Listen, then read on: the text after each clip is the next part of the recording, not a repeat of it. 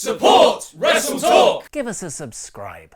Daniel Bryan turns heel? I'm Ollie Davis. This is a hungover Luke Owen. Welcome to the SmackDown review edition of WrestleRamble, where loads of crazy stuff happened, which is of course brought to you by beer52.com/WrestleTalk. Head over today to get your free case of craft beer.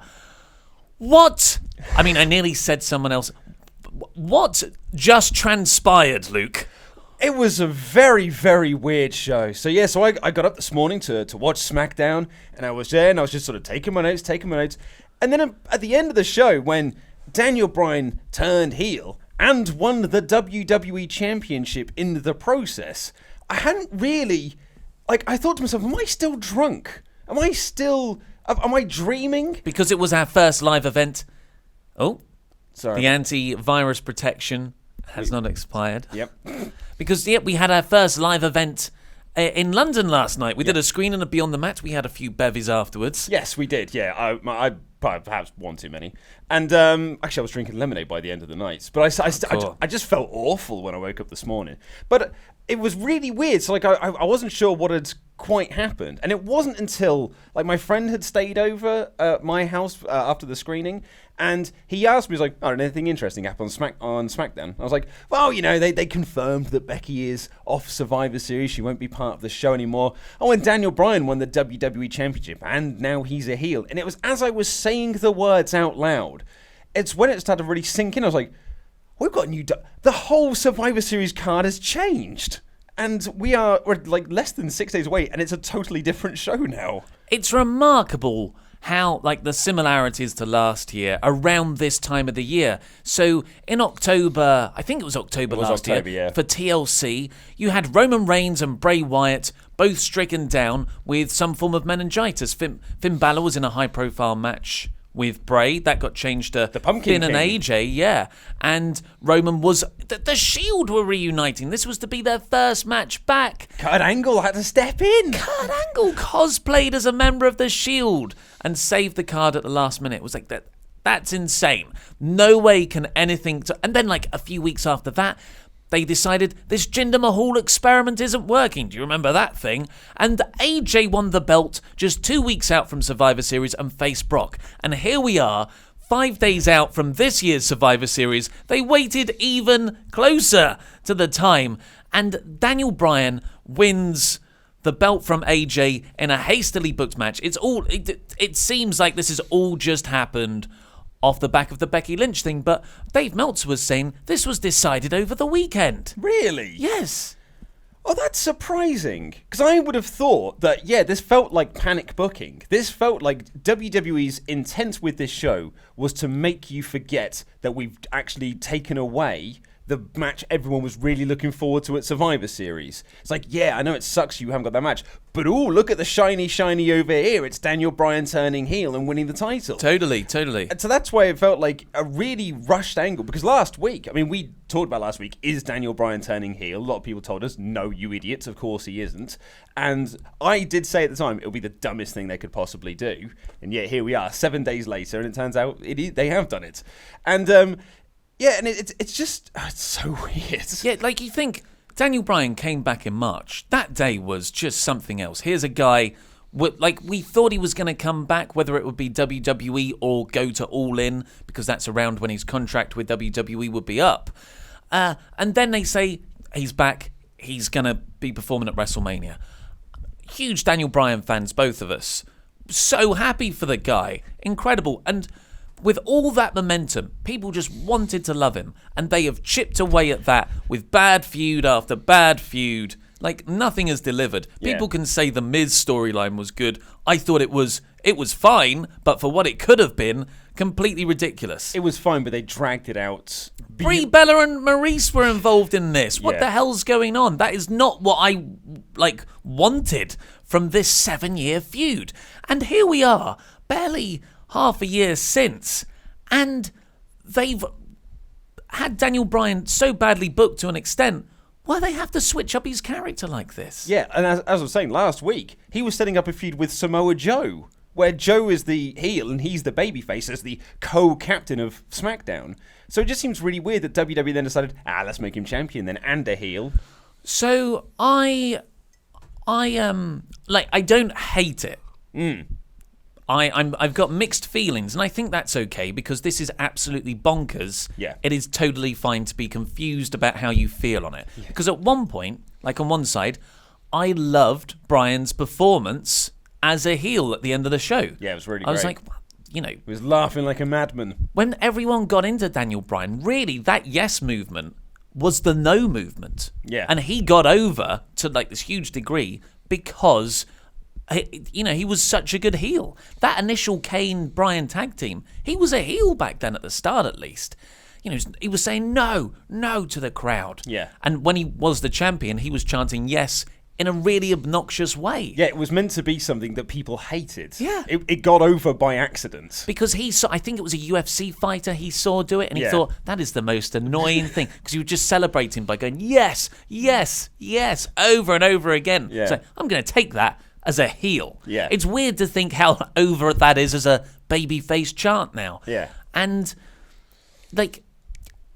but he is a very good heel. I've got till 5. I've got till 5 referee. Like all these Ring of Honor stuff. A lot of people are saying, this is Bryan Danielson.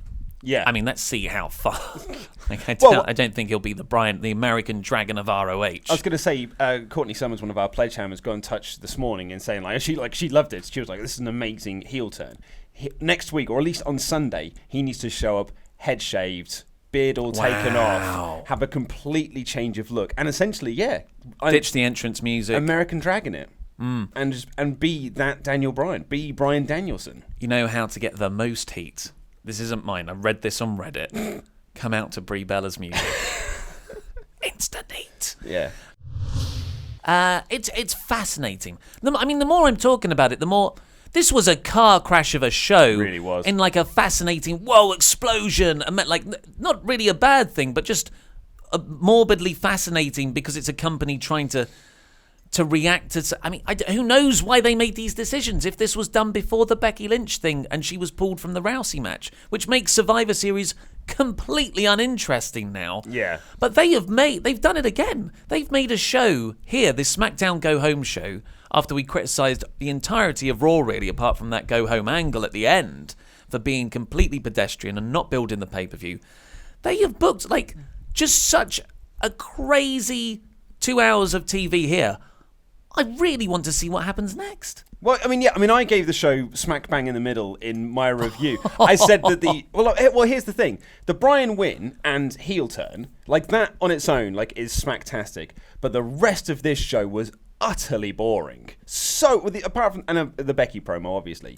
I disagree, but we'll get onto that in the larger review. I thought the show was actually incredibly pedestrian. Huh. But the Daniel Bryan stuff is so interesting, and there's so much to dive into and talk about here. And I said in the review, like you, I'm quite conflicted on this heel turn. I've got 2 thoughts on it. One hand, I'm sure he's going to make an excellent heel, and that's good. SmackDown is kind of low on top level heels because everyone's a babyface really, and you can't Shinsuke Nakamura and Samoa Joe. They've had their championship feud, so. This might be a nice change of pace, and it might be a nice change of pace for Daniel Bryan. But on the other hand, WWE have once again taken an organically over babyface that people were into, and were just like, nah. Oh, sorry, you didn't like our Becky Lynch heel turn? Well, fine, we'll just do it to Daniel Bryan instead then. That's almost like what it felt like. It was like cutting your nose off to spite your face. And I, at the end of it, I was like, it's interesting, but I'm not sure why we've done this. Well, so another thing Meltzer talked about was Daniel Bryan's been pitching to turn heel for ages. Really? Yeah, so that's an interesting thing as well. I don't know if they speculated he might go to this submission-based style, like a Zack Sabre Jr. style in ring, which is more suited to a heel because it's lots of holds and poses. Yeah. So that could be a reason. But yeah, it's baffling. I just get smacks of Sami Zayn. Sami Zayn turned out to be a fantastic heel. Becky Lynch has on this career resurgence off the back of that heel turn. So good things can come from this. But Sami, I think the Becky Lynch case is different in this example. Sami should never have been in the place to have to turn heel in the first instance. So, what actually happened was AJ Styles, this is to open the show, AJ Styles comes out and he says, I've defeated everyone since last Survivor Series apart from Brock Lesnar. which isn't strictly true. He has lost matches, just not title ones. Yeah. And then Paul Heyman's suddenly at ringside wrestling with who was it? Greg Hamilton, the ring announcer, to get the mic, and which was a cool touch. It was like, oh, okay, yeah, it just appeared feels out of big nowhere. time, yeah. And which has Heyman's fingerprints all over it. Mm-hmm. And AJ says, give the microphone to him. And Heyman cuts this really good promo, building AJ up, but saying, it's just a shame it's not Daniel Bryan. Yeah, you're not the best wrestler in the world because Daniel Bryan is. But you are a close number 2. Which, like, that's a really good way to take this, but AJ literally tapped him out on TV Yes. 2 weeks ago. Yeah. Quite definitively. Yeah. So that rang hollow, but whatever. And also, Shane McMahon's the best in the world. Well, we know that. We know that. But Paul goes, but AJ and Brock is still going to be really good, though. Yeah. It was a really good, well-worked promo, I thought. And that built into the main event as well, because you had the commentators going like, was this all Heyman's plan? He wanted to just get into the heads of the WWE champion, whichever one it is, ready for Survivor Series. Like, because these two like beat the hell out of each other in the main event. It's like this is what Heyman wanted all along. He wanted AJ to go into that match injured. Yeah. And it's gone the wrong way for him. It's kind of blown up in his face. Then Bryan comes out, really grumpy, like a not usual, yes, cheery, smiley, happy Bryan. And I've seen people go, well, this makes no sense. Like, Bryan's a babyface. Why has he just walked out? Because people are talking about him in a nice way. Bryan comes out and says, sorry, I get you've got this match, but why do you keep bringing up my name? Like, what? But that's like, I thought that made total sense. Because if you watch this back to back to how SmackDown ended last week, Bryan was pissed off. Yeah. And it makes total character sense if you just watch those episodes back to back like that. Yeah, it was weird when I've seen people say, like, oh, this has been building for a while, this Daniel Bryan heel turn. And I was like, I don't think it has, mate. It's been building for less than 7 days, because it was literally right at the end of SmackDown last week. Yeah, it's been building for less than 10 minutes on TV. But I really enjoyed it, and I enjoyed the motivation as well, because this was kind of all just based around, you beat me, and I'm annoyed about that. Stop bringing it up, mate. Yeah. And it made wins and losses mean something, like there's something at stake. I'd have liked more of that, though. I thought they got it over to a good degree. I thought they got over to a degree. But, like, imagine how better this would have been if this had been, like, weeks of build. Oh, yeah. Well, we can say that. Just, asterisks. Everything we say would have been better done over time rather than in a show. Yeah. But Bryan says, like, look, don't mention my name again to AJ. Just because he's pissed. If you do, I'm just looking for an excuse to punch you in the face. That was a good line. That was a great line. And AJ says, you are, like, Daniel Bryan is the best, one of the best wrestlers I've ever been in the ring with. It's a compliment.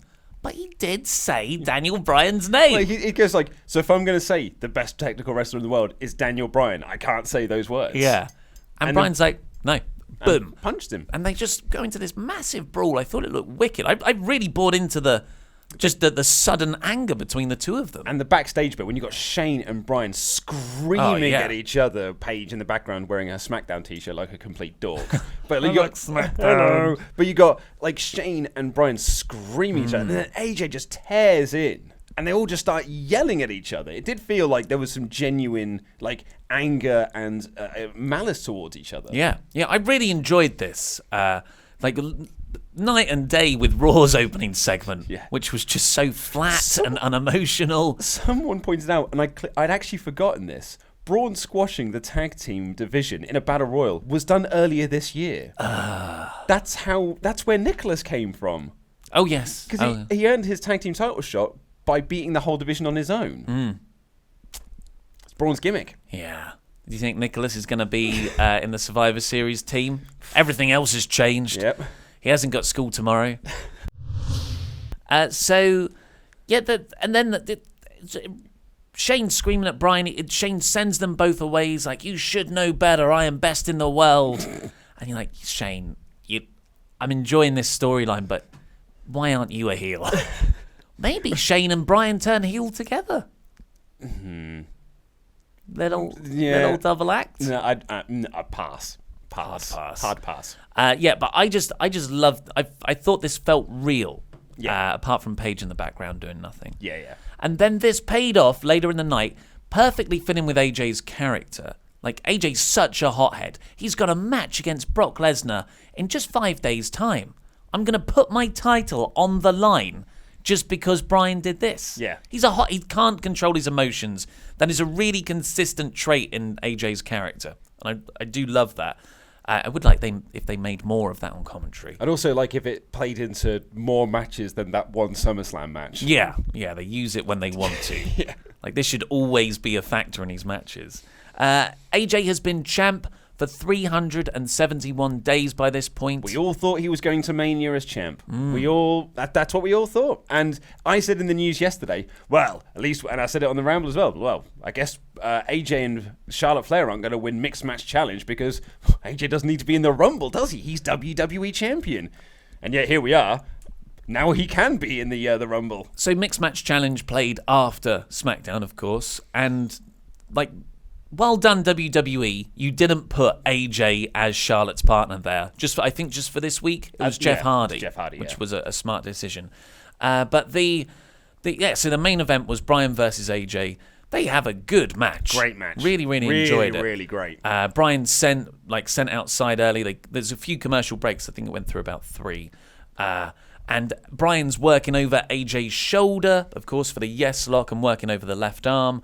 And Bryan I thought Bryan was working heel from the offset. Mm-hmm. But it was like kind of a tweener heel just because he was angry and he seems pissed for a reason. He seemed like determined to prove that he can beat AJ. Yeah, and Bryan is hitting some big spots. Hurricanrana off the top rope, second rope. That backdrop. Yeah, the belly-to-back suplex off the top. Holy heckins. If I had a history of concussions, I would not do that. Yeah. But, it looked great.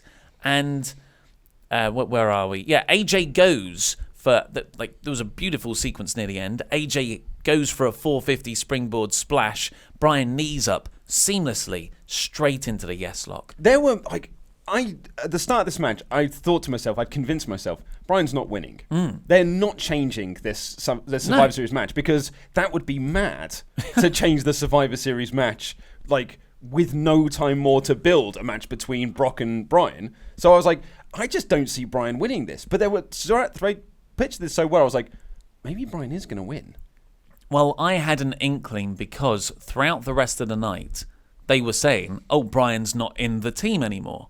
Oh, yeah. Bryan's not on Team SmackDown for Survivor Series. I thought that was Oz, but it didn't make me think, God, it might be he. Yeah, well, I never thought they'd do it. I just thought, they're moving him out of that storyline for a reason, I guess.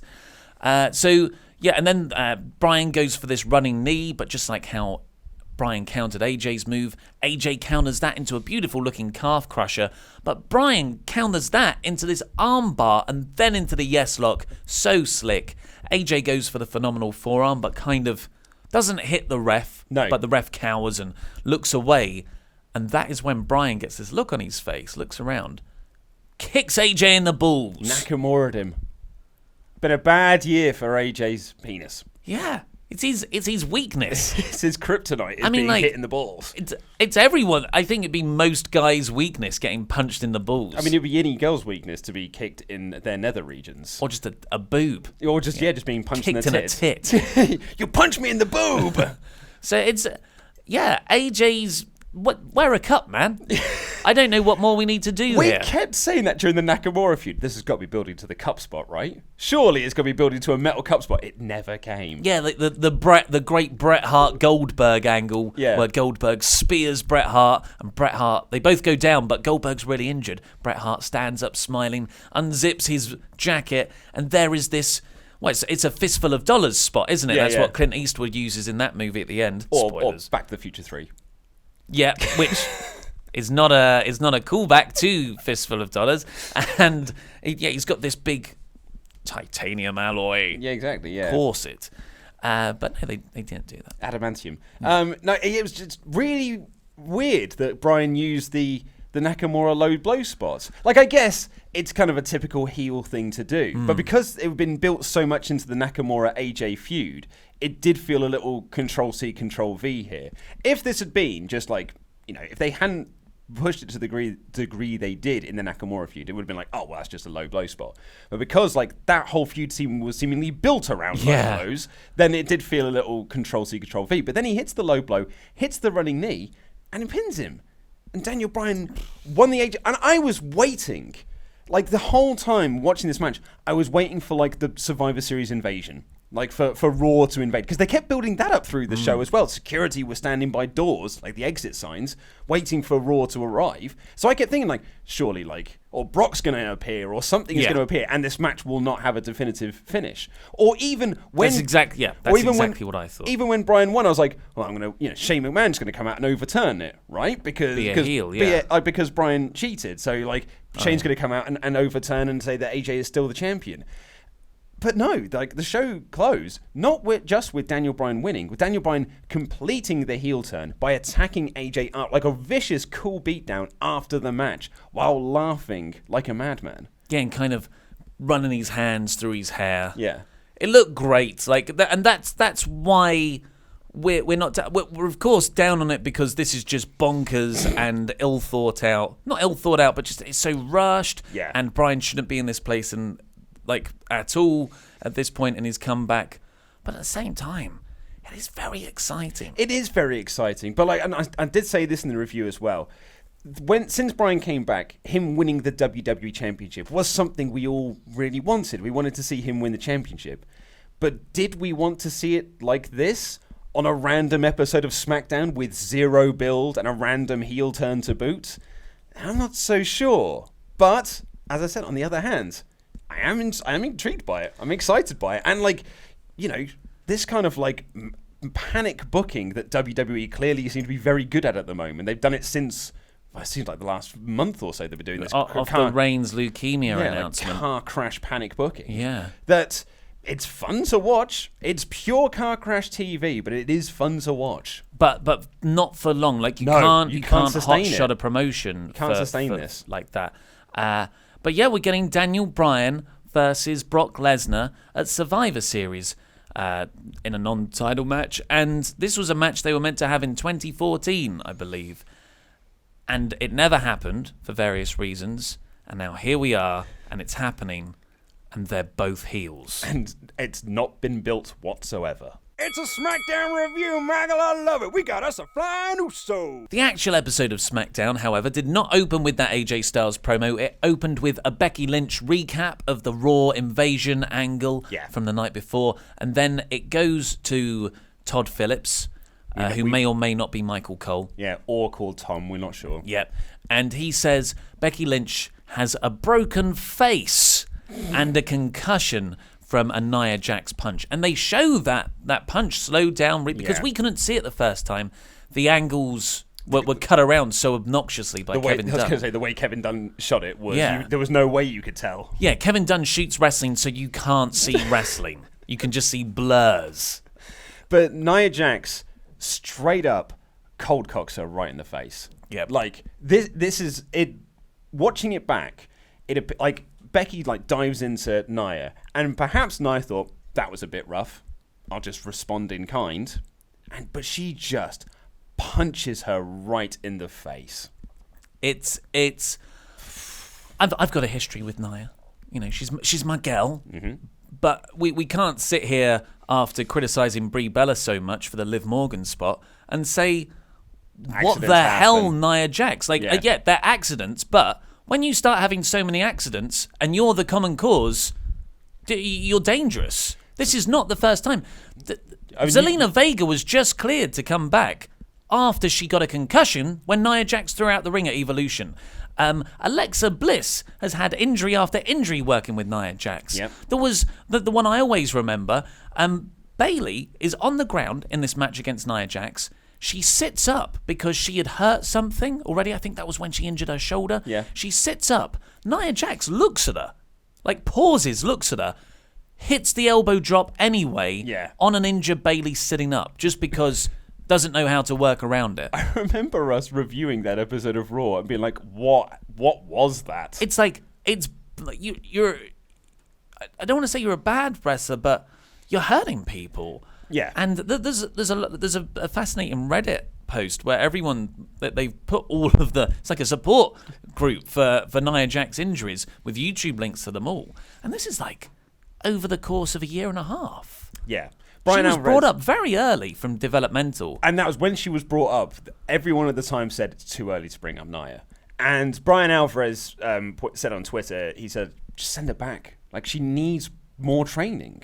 She's not a terrible worker, but she needs more training. Because this, as you say, like, she has got previous with these sorts of injuries and these accidents happening a lot. And watching that back, it's incredible just how much force and seemingly anger there is behind that punch. It's not a worked punch. Like, she had no intention of working that punch by the looks of things. It's a shoot punch. Josh Barnett replied to the video that Bryan Alvarez was posting and saying, like, that is a shoot punch. Like that, and it's a UFC guy. Like, he would know what a shoot punch looks like. The fan footage, you see, like, I was watching, I was like, Becky looks like she's really punching Nia Jax when she's starting doing it. But that's because Becky's a good professional wrestler and she knows how to do that. But then you can see the difference between Becky's punches, which look real in a wrestling context, and then Nia just turns around, clocks straight arm, like a straight arm punch, and Becky goes down right away. Absolutely, she just collapses to the floor. and that's what happened to Liv Morgan, that one, and she just flops. Yeah. I mean, thankfully, Nia Jax didn't continue to beat on her like that was the problem with the Brie Bella one, but yeah, like, real bad. And so there's two. WWE did pay a weird amount of attention to it from what, because all the moves are meant to be real in this world, and now they're here going like, look, they used this was a too real move. And I guess there's two ways you can interpret that. Either they're really annoyed with Jax. It's not like she's without a history of backstage frustration. She weirdly disappeared for a period earlier this year. And last year as well, around the time Neville walked out. And there's... So maybe the office is trying to bury her with that a bit. Or, what I think's actually happening, she's got a match with Ronda Rousey coming up. It's an opportunity to get heat. And you think, why? No, they wouldn't do that. They literally just used Roman Reigns suffering from leukemia to get heat on Dean Ambrose. And I'm not saying, personally, I've got no problem with that. But it's just...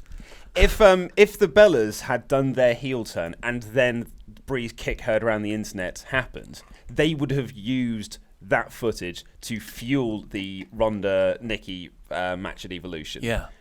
It's what they've done, and it's clever in a way, I suppose, is they've turned this real-life shoot punch into heat for Nia to build her up for Ronda Rousey to beat her at TLC.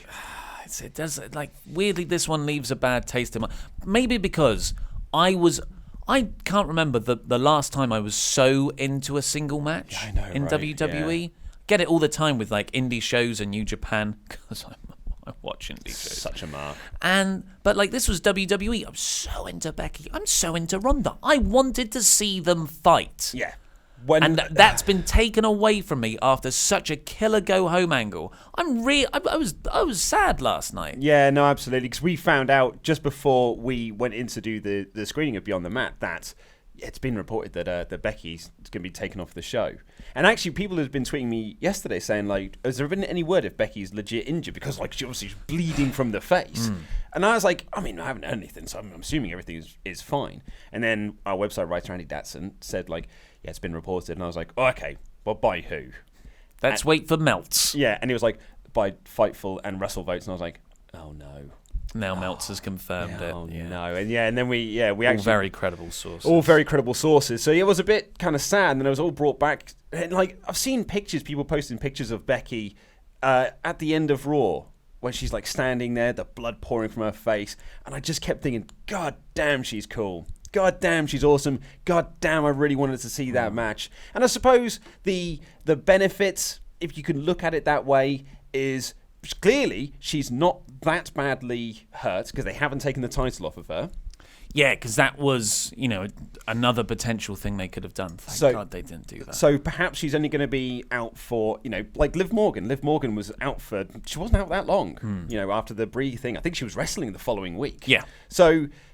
maybe like she won't be out for very long. The benefit, I suppose, you can look at for this is we can get excited when they build for it again.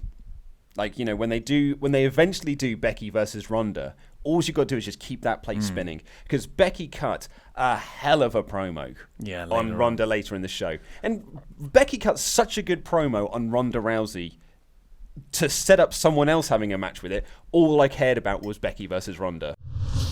Well, should we just jump to that and do that segment as well? Because so later on in the show, in the second hour, Paige welcomes all the women's roster down. They each get a brief entrance. They get to stand in a row. And then they're like, and here is Becky Lynch. And Becky, like, SmackDown present Becky like a full-on babyface. Pure babyface moment. Which is so much better. And she hasn't changed her character. This is what we were after. This is all good stuff. Yeah, so well done, WWE. That you've done a fantastic job with Becky eventually.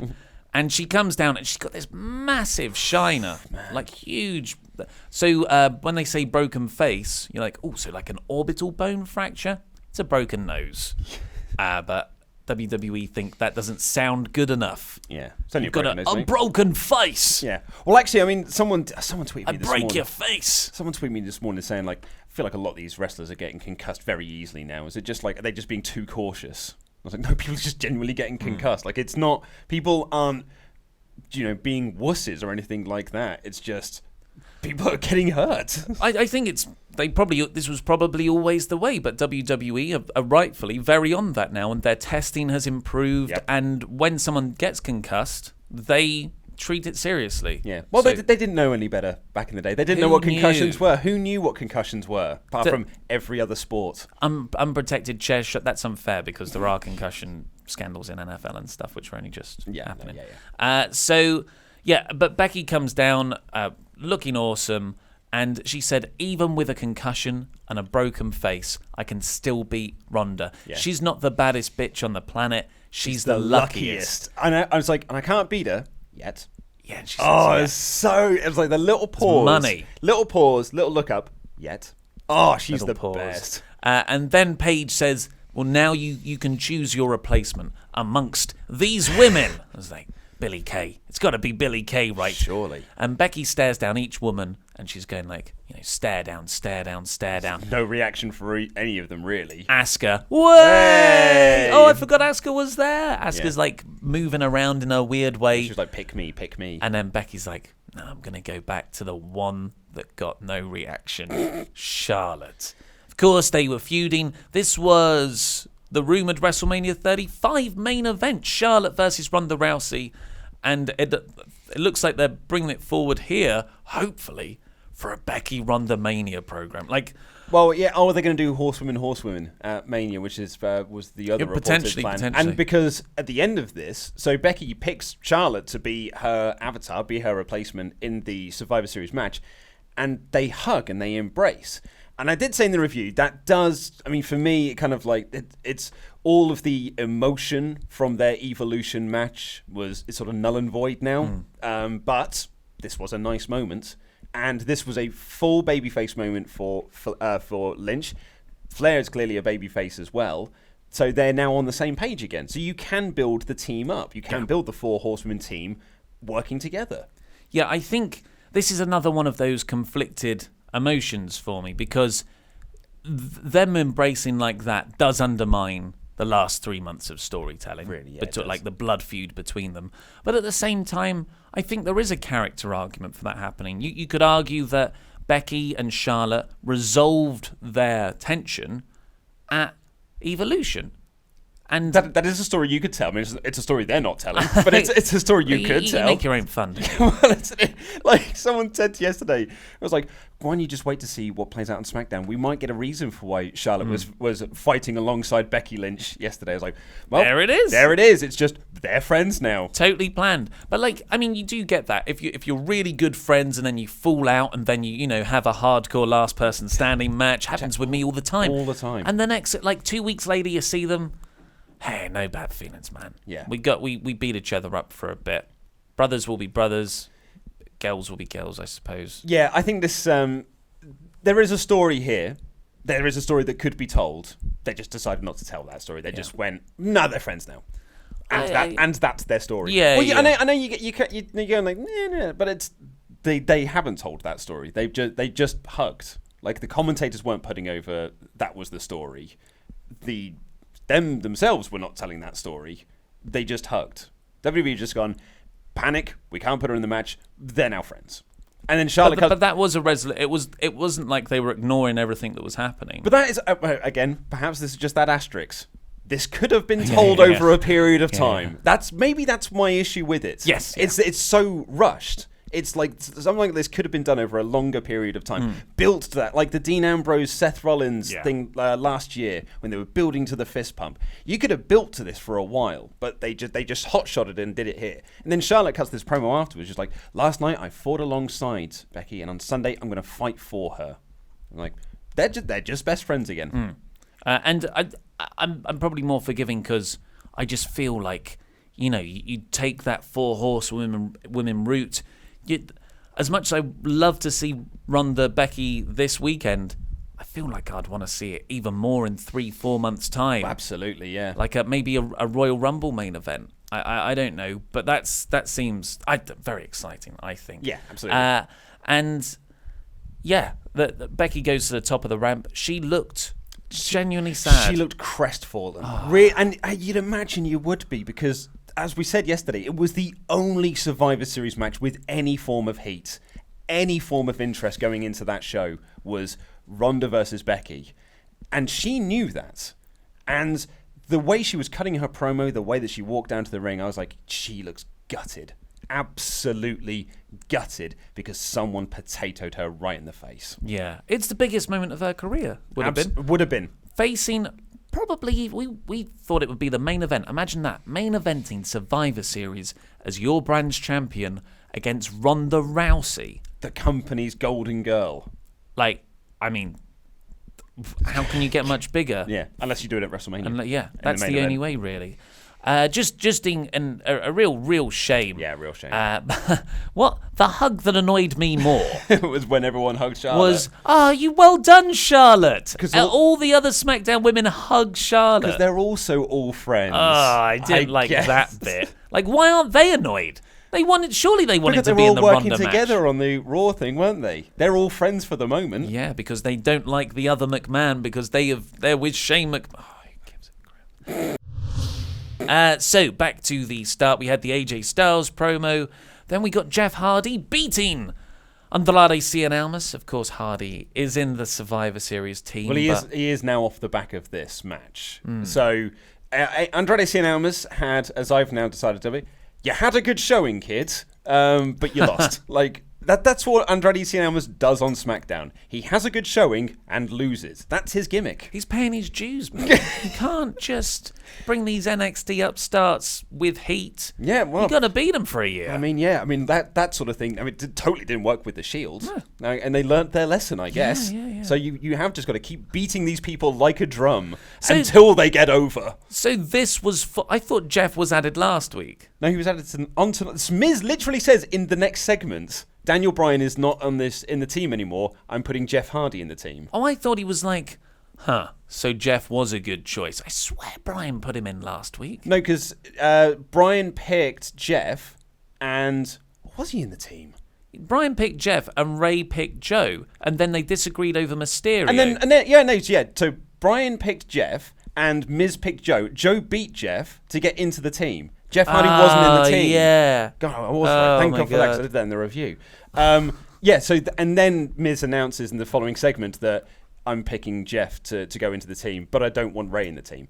But this match was a standard Jeff Hardy slow motion match, and it's just, when I look at that SmackDown Survivor Series team, it's incredibly uninspiring. You may as well have just had Randy Orton in the team. Yeah. It's such a boring team, considering how good the SmackDown roster is. That is a woefully uninspiring SmackDown team. Outdated team. Outdated, man alive. And not the good era of SmackDown, like late noughties era of SmackDown. Is Ollie Davis shooting on the Ruthless Aggression era? No. Of 2006 to 2009 SmackDown. Miz wasn't in Ruthless Aggression. So this is nowhere near as good as the Mysterio Almas match from last week. Absolutely not. And then backstage afterwards, Paige says, you're the sole captain. So Miz chooses Jeff because he wants to get rid of the Bryan stench, which was a shame because they had that nice Miz-Bryan odd couple thing from last week. Well, they're both heels now. I would have been fascinated to see where that would have gone. Mm-hmm. Yeah. How that would have developed.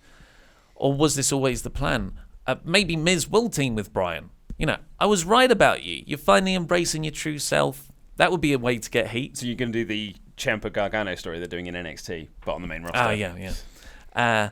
And, yes, not as good. But Miz is saying, I want to get rid of the stench. And he goes, is that coconut oil? And Samoa Joe just squares off at him. So Samoa Joe smells like coconuts. I don't know if I want that. Mm-hmm. It was funny. It's not the gimmick I'm after. No. Yeah, it was really weird because Miz was there watching the match, and then the camera just sort of pans out, and Joe and Ray were just standing there. Facing the camera, not even the TV or Miz and Paige. Yeah, it was weird. Yeah. So Miz wants to get rid of Ray. Paige says he can't do that. You'll have to beat him first. And they had a match, and Ray beat Miz. Yeah. They work well together, but this match has been done like 4 times in the last 3 weeks. No, yeah. And it was a bog standard pedestrian match. Like, it was perfectly acceptable professional wrestling. Yeah. If I saw it in a house show, I'd be like, yep, that was a match. That was a match I saw. I do like Ray and Miz together, weirdly. I never thought I'd say that. But afterwards, Orton tries to attack Ray. Mysterio dodges, so Orton gives Miz an RKO instead. Cool. Are we sure he's not in the Survivor Series team? He's not. Maybe he'll cost SmackDown the team. Just keep thinking. It feels like he should. Jeff Hardy, Rey Mysterio, The Miz, Shane McMahon, and Randy Orton. Like I just feel like who's the? Samoa Joe. I'm missing one. Yeah. Oh, Samoa Joe. So Samoa Joe. You are so invested in this Survivor Series match, aren't you? I do not care. But it's so important because Stephanie is annoyed that Shane stole the trophy. You've got to care about that. It's a McMahon storyline. In between... Which wasn't really built up on this show, BT Dubs. In between those two bits, we had a Nakamura promo where... Was it Dasha? A backstage WWE interviewer. Could be. Robot number 7. Yeah. It could be Todd Phillips. I don't know, mate.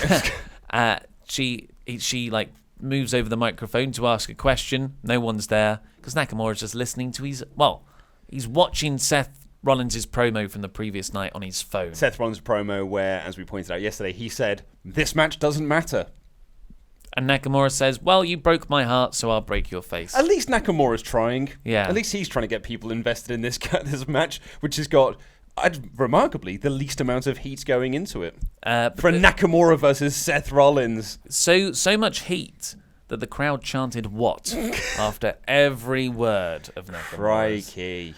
After the Rey Miz match, we got a real country promo. X Factor with beards, it looks like. We don't really have country music to a mainstream extent over here in the UK. We have grime. Yeah, we've got urban stuff. So it's funny. It's just funny to see. Yeah. It's like I was watching an advert on a foreign channel. When you go what is this? What is this? Then we got the Raw invasion teased with the very good security. Either that or Raw didn't try. Yeah. It could be. I mean, Raw did. I'm not travelling to SmackDown. It's the B show. I think we'll just beat them at Survivor Series. Cage Side Seats had a really good idea where they said the B team should have tried to get in. But the security for once managed to stop them. Oh, but that would have built some interest in the tag team match, and I'm sure that's not the intent. No. Yeah, at least like if it's a comedy throwaway thing, at least build it like that. Then we got Team Women, where Becky Lynch came out. And then we got The Bar and The Big Show versus The New Day in a 6-man tag. It's another match we've just seen a lot of. Yeah. And that's what I mean about this SmackDown show. Like, going back and recapping it, it's a remarkably boring show considering what happened at the end. Like, there's nothing on this show to write home about. And this was another one. This was just, it was a match. It was a match that I saw. Kofi had a fun comeback. Big Show punched him and pinned him. punched him in midair. That was impressive. Yeah, it's one we've seen a lot of, and it's just weird that the Bar and Big Show and New Day, considering all the teams that you have, very good teams on that roster, and one of them's going to be featured at Survivor Series, why not just have them in this match? I don't know. Rather than the New Day, who are featured all the time. I don't know. And then it cuts backstage afterwards, after that, and the Usos in an Uso-style promo. I love these things. Thankfully, they invited the other SmackDown teams to come join them. The only other SmackDown teams they could have picked. How would you describe where the Usos live? Well, it's like an alley. It looks like a boiler room. Yeah, I think it's meant to look more like an urban street, where, I don't know, urban things happen. I'm very suburban. I feel like I felt like it was indoors. Well, it's totally indoors, and at like a basement, because it had like pipes and stuff. But the way they light these segments with some really like almost headlamp, full beam lights behind the pipes, it looks really good, and it creates this kind of Venetian blinds effect. I love the aesthetics of these promos. And then when they just like WWE Venetian blinds. It's an effect, and like the camera lens seems different. It seems a lot more cinematic. The camera tracks around with people rather than shaky cam or static cam. Yeah, I really enjoy it, and the Usos go up to each team, which are the Colognes. They're around. Gallows and Anderson, we got your back, brothers. And Sanity, where Eric Young takes a SmackDown T-shirt. And then it's just sort of like, oh, we're going to purge Raw. Let the purge commence. Why do you care about SmackDown versus Raw, Eric Young of Sanity? You anti-establishment faction. A much better idea, and I think probably a more interesting idea, would rather than have the Colognes, me and Datsun were talking about this last week, that rather than put the Colognes in there, because why would anyone care about the Colognes? Because they've been featured on TV twice this year, this being the second time. I think that's right, might be more, might be 3. It would be to have all 3 members of the New Day and all 3 members of Sanity, with those 2 extra people making up the team, making up the numbers. Yeah. That sounds way more interesting. You're going to have a lot of people outside, otherwise, just not involved in the match. Oh, yeah, Nikki Cross. Well, she's not called up. I guess she's not a thing, is she? Just a one-off special. But I really like that promo as a kind of... Really? Well, I just like that it's different. I know content-wise, it's weird and the Sanity stuff. It was the Venetian blind effect, wasn't it? I just like bright lights. Bright lights with sort of gaps between them. And then we got the main event. So I see what you're saying. The stuff that wasn't Bryan AJ or Becky Lynch was fine.